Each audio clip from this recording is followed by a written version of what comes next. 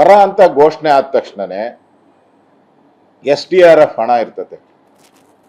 ಪ್ರತಿ ವರ್ಷ ಎಲ್ಲಾ ರಾಜ್ಯಗಳಿಗೂ ಕೇಂದ್ರ ಸರ್ಕಾರ SDRFಗೆ ಬರ ಬರ್ಲಿ ಬರ್ದೇ ಹೋಗ್ಲಿ, ಫ್ಲಡ್ ಆಗ್ಲಿ ಆಗದೆ ಹೋಗ್ಲಿ ಹಣ ಬಂದ್ಬಿಡುತ್ತೆ. ಇದು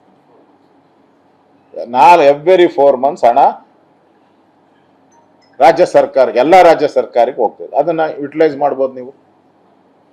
ಮತ್ತೆ ಬರ ಅಂತ ಘೋಷಣೆ ಮಾಡಿದ್ರೆ ಕೇಂದ್ರ ಸರ್ಕಾರದ NDRF ಅಡಿಯಲ್ಲಿ ಏನೇನು ಕಾಮಗಾರಿಗಳನ್ನ ತೆಗೆದುಕೊಳ್ಬಹುದು, ಯಾವ್ಯಾವ ಕೆಲಸ ಮಾಡಬಹುದು.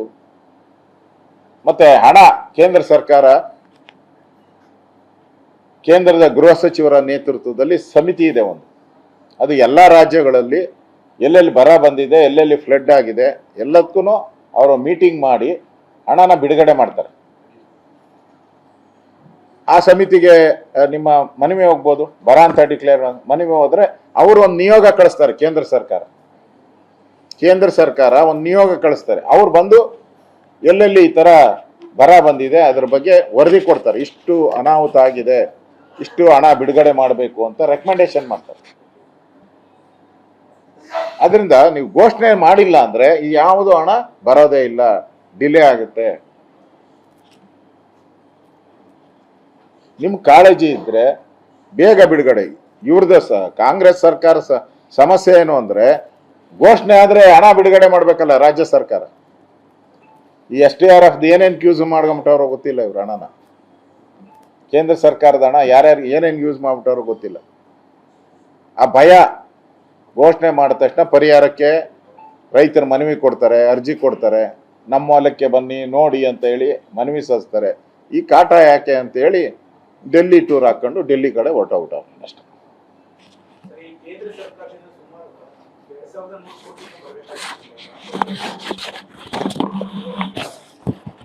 ಅದು ಹೇಳ್ತಾನೆ ಇದ್ದಾರೆ, ಏನ್ ಖರ್ಚು ಮಾಡಿದೀರಾ ಅಂತ. ಇನ್ನೂ ಸರ್ಟಿಫಿಕೇಟೇ ಕೊಟ್ಟಿಲ್ಲಲ್ಲ ಇವರು.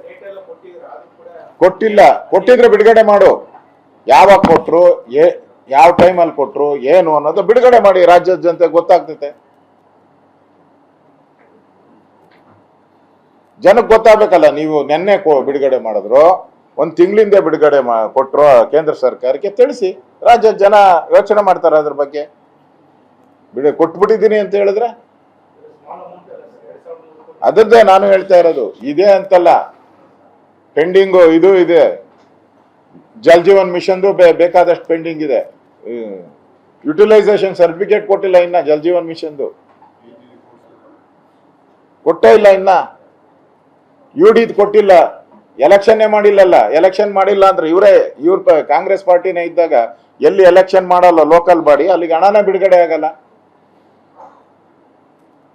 ನೀವು ಎಲೆಕ್ಷನ್ನೇ ಮಾಡಿಲ್ಲಲ್ಲ, ಹಣ ಬಿಡುಗಡೆ ಎಲ್ಲಿಂದ ಬರ್ತದೆ ನಿಮ್ಗೆ? Election local ಬಾಡೀಸ್ಗೆ. ಓಕೆ,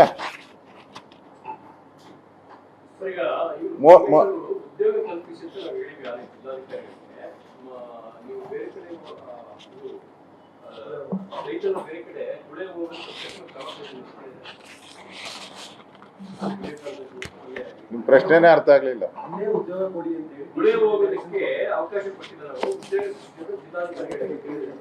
ಹೇಳಿಕೆನೆ ಅಷ್ಟೇ. ಯಾಕೆ ಮತ್ತೆ ಹೋಗ್ತಾ ಇದ್ದಾರೆ ಎಲ್ಲರೂ? ಯಾಕೆ ಹೋಗ್ತಾ ಇದ್ದಾರೆ? ಈಗ ಗುಳೆ ಹೋಗಿರೋದು ನೀವೇ ಎಲ್ಲ ಮಾಧ್ಯಮದಲ್ಲಿ ತೋರಿಸ್ತಾನೆ ಇದ್ದೀರಾ, ಟಿವಿಗಳಲ್ಲಿ ಬರ್ತಾ ಇದೆ, ಪತ್ರಿಕೆಯಲ್ಲಿ ಬರ್ತಾ ಇದೆ, ಹೋಗ್ತಾನೆ ಇದಾರಲ್ಲ. ಗೋವಾಗ ಹೋಗಿರೋದು, ಮಹಾರಾಷ್ಟ್ರ ದಾಖಲೆ ಬೇಕಾ? ಎಲ್ಲ ಕಡೆ ಹೋಗ್ತಾ ಇದ್ದಾರೆ. ತಮಿಳ್ನಾಡಿಗೆ ಹೋಗಿದ್ದಾರೆ, ಹೈದರಾಬಾದ್ಗೆ ಹೋಗಿದ್ದಾರೆ, ಈ ಕಡೆ ಬೀದರ್ ಈ ಕಡೆ ಭಾಗದವರೆಲ್ಲ. ನೀವು ಕೊಟ್ಟಿದ್ರೆ ಉದ್ಯೋಗ, ಅವ್ರು ಯಾಕೆ ಹೋಗ್ತಾರೆ? ನೀವು ಕೊಟ್ಟಿಲ್ಲ, ಸುಮ್ಮನೆ ಪ್ರಚಾರಕ್ಕೋಸ್ಕರ, ಪ್ರಚಾರದ ಗೀಳಿಗೋಸ್ಕರ ಮಾಡ್ತಾ ಇದ್ದಾರೆ.